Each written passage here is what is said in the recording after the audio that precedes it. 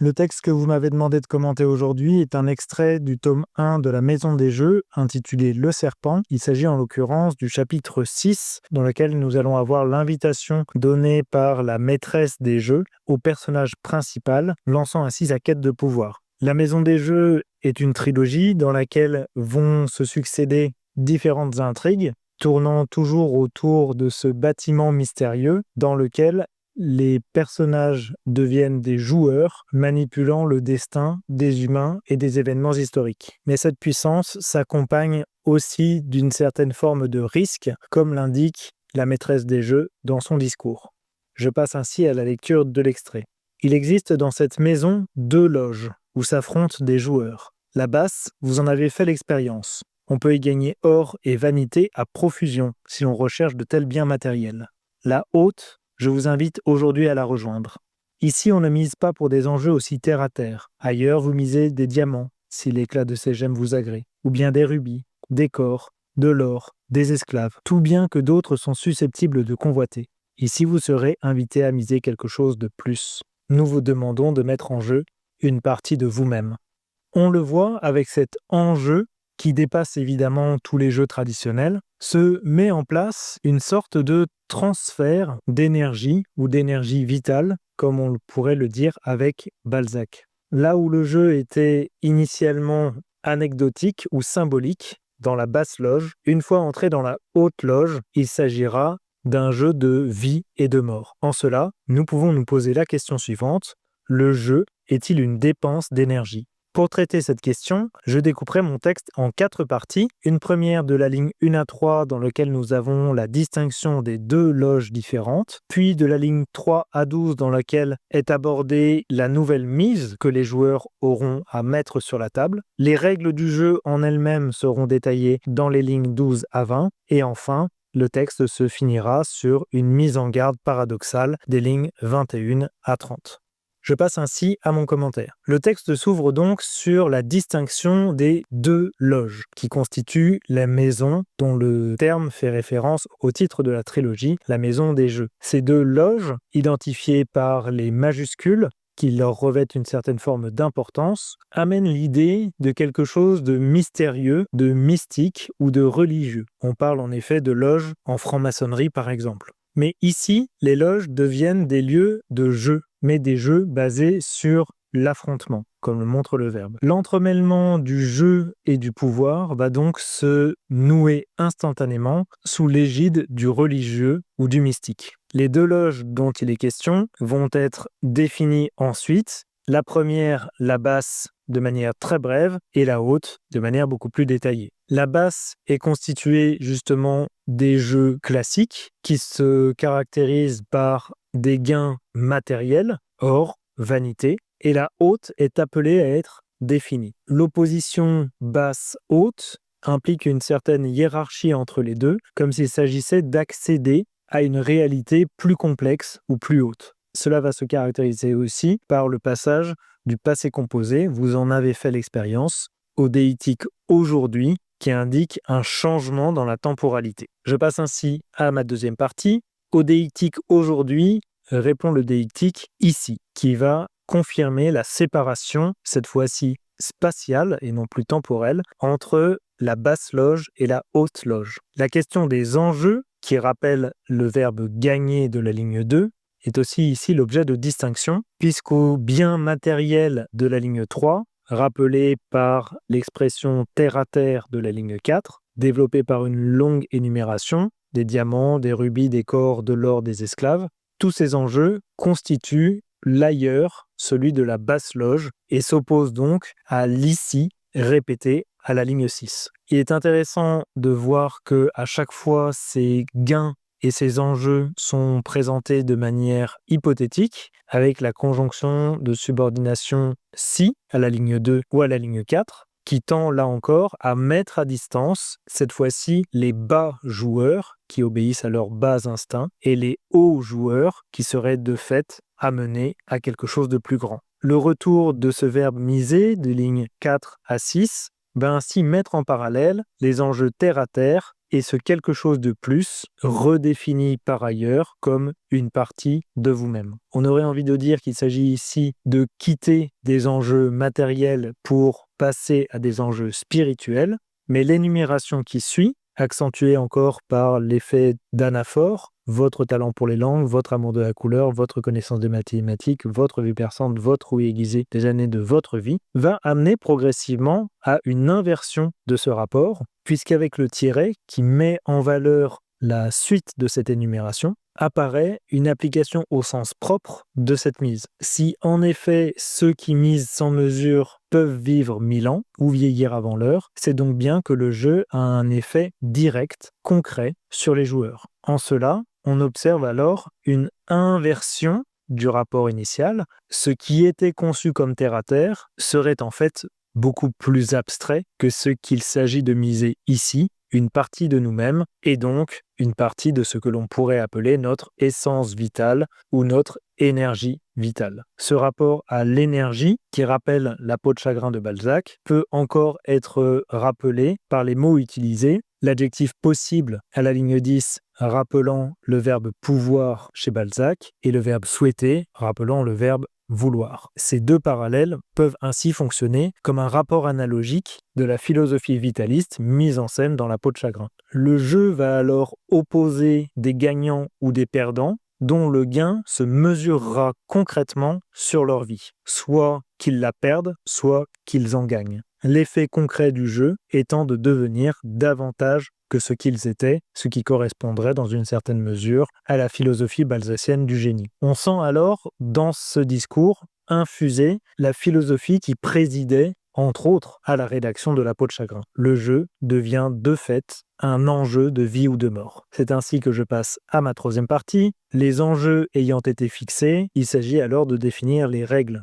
de ce jeu. Dès la première phrase, nous observons un rejet total de la fonction symbolique du jeu, non seulement par la négation totale, nous ne pratiquons pas, mais aussi par l'adjectif mesquin qui va venir insister sur la mise à distance des jeux traditionnels, qu'ils soient de hasard ou d'objets symboliques. Ce transfert du symbole vers le réel va se voir confirmé par tout un système d'analogie entre des jeux de société classiques, comme les échecs avec la capture du roi, ou même des jeux de stratégie comme Risk avec la possession du drapeau, et des situations concrètes avec un déplacement à la cour ou un déplacement dans un pays dans lequel vous aurez à mener une guerre avec le champ lexical, troupes, légions, poudre, canon, victoire.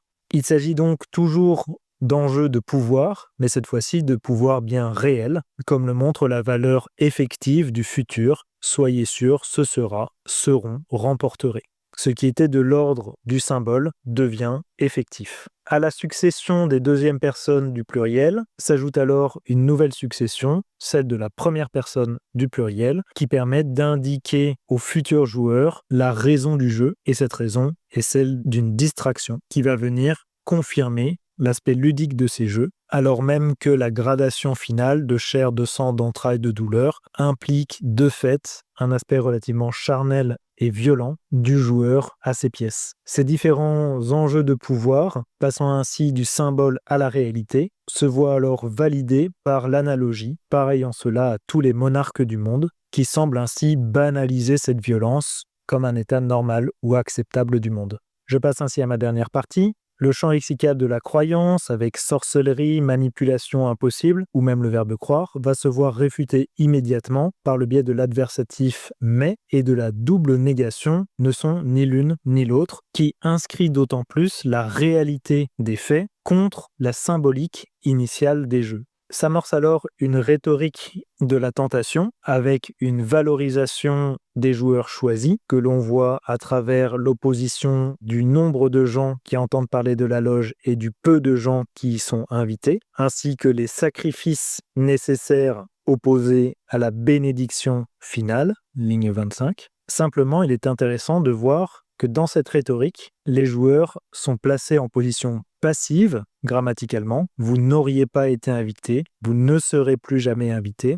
montrant qu'ils sont en réalité déjà soumis à la maîtresse des jeux et au jeu lui-même. Ainsi, la mise en garde hypothétique « si mes paroles vous effrayent, vous pouvez partir sur le champ sans affecter le jeu » se voit annulée immédiatement par la conséquence « vous ne serez plus jamais invité, on ne vous permettra d'en parler à personne ». Cette dernière condition étant manifestement chargée d'une menace confirmée par l'adjectif inviolable qui clôt la tirade. Le silence qui suit et qui est annoncé d'une part par la narration, mais d'autre part par la typographie, puisqu'il y a un paragraphe, le silence constitue lui-même le paragraphe, se solde par une double négation, nul ne se lève, nul ne s'en va, manifestant ainsi le fait que les joueurs ont en quelque sorte déjà perdu leur propre capacité à dire non. Le jeu est-il une dépense d'énergie ? Tout d'abord, nous avons vu que dans le texte, le jeu engageait des enjeux de pouvoir liés eux-mêmes à un risque potentiel de mort. En ce sens, le jeu est inclus dans des questions de vie et de mort et fait signe de fait vers une forme de dépense d'énergie vitale. Par ailleurs, le jeu en tant que mise et que gain est de fait un investissement en temps ou en argent, mettant en scène comme une fluctuation des capitaux monétaires ou énergétiques. En cela, les différents exemples donnés de mise ou d'enjeu, notamment les années de vie, rappellent très nettement la théorie de l'énergie vitale chez Balzac, dont La peau de chagrin constitue la mise en scène. Autre point commun avec ce roman, la rhétorique tentatrice de la maîtresse des jeux, qui se rapproche très fort du discours de l'antiquaire, soit par les différents thèmes qu'il aborde, soit par la manipulation des auditeurs qu'il démontre. Enfin, le passage de la basse loge à la haute loge va signer paradoxalement le passage d'un jeu abstrait à un jeu concret. Il s'agit ici de quitter l'ordre du symbolique, les différentes mises et les différents gains ayant de fait un effet sur la vie des joueurs, et donc de fait une dépense d'énergie vitale. Par ailleurs, ce transfert du symbolique au concret, qui équivaut à un transfert du théorique au pratique, ressemble en quelque sorte au mouvement créatif de Balzac, qui lui-même détruit la théorie de la volonté, écrit théorique ou symbolique, pour enfanter La peau de chagrin, roman concret, mise en pratique de sa théorie.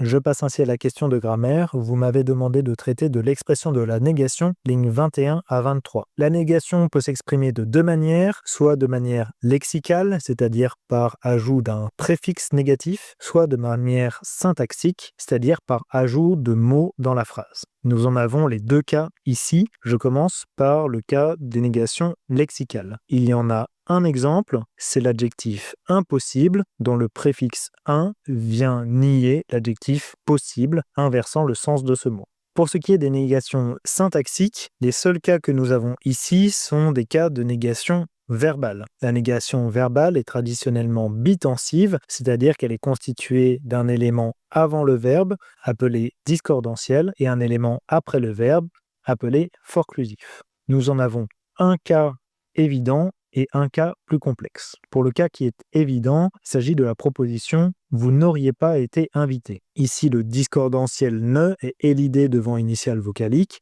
et le forclusif « pas » va venir clore cette négation. Puisque nous sommes dans le cas d'une forme composée, en l'occurrence un temps composé à la voix passive, le discordantiel et le forclusif ne vont encadrer que le verbe auxiliaire. Le forclusif « pas » nous permet d'identifier la portée de la négation comme une négation totale.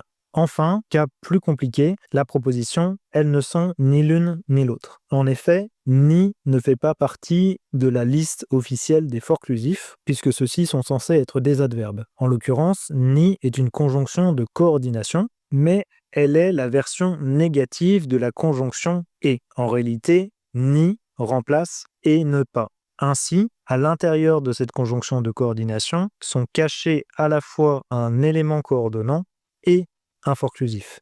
En l'occurrence, elles ne sont ni l'une ni l'autre correspond à la double proposition coordonnée. Elles ne sont pas l'une et elles ne sont pas l'autre. Dans ces deux cas, on retrouvera ainsi bien notre discordantiel ne et notre forclusif pas dans les deux cas, encadrant le verbe conjugué sont et ayant donc une portée totale.